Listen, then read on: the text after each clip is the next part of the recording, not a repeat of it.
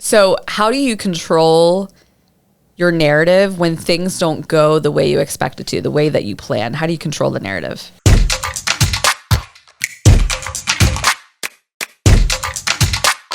I think it's interesting. I was listening the other day to this podcast on the biography of Napoleon, which was on record, on paper, he was the most successful soldier leader of all time. He won more battles, more victories. It was unbelievable, and I didn't know any of this. And a quote that he said was, "You can recognize a novice because they take so many moves to get to where they want to go, whereas an expert, with the tip of the spear, understand I want to get to where I need to go in as few moves as possible."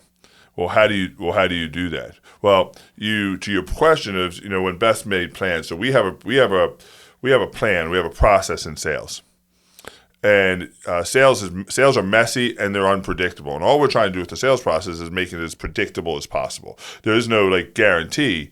But what he says is, experts have studied their plan. They studied their strategy. They've thought about things that could go wrong. They've improvised. They understand. They've made backup plans for their backup plans. With that being said, 80% of what you practice, 80% of your strategy will be predictable.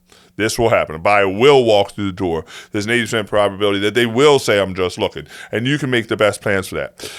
Where people screw up is where they're not prepared for the 20%, and that's that controlled improv. And so there's a lot of things that will happen outside your control that you can't be ready for.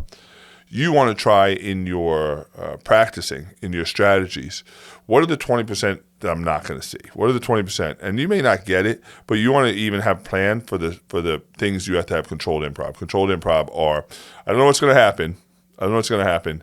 But if this happens, I will then do this. If then. It's an if-then situation. And I think Napoleon, what I'm learning about Napoleon the more I read into him, is he had a strategy and a plan for everything. And when things went wrong, he could still improvise because he kind of played it out the best he could in his practice and his forethought.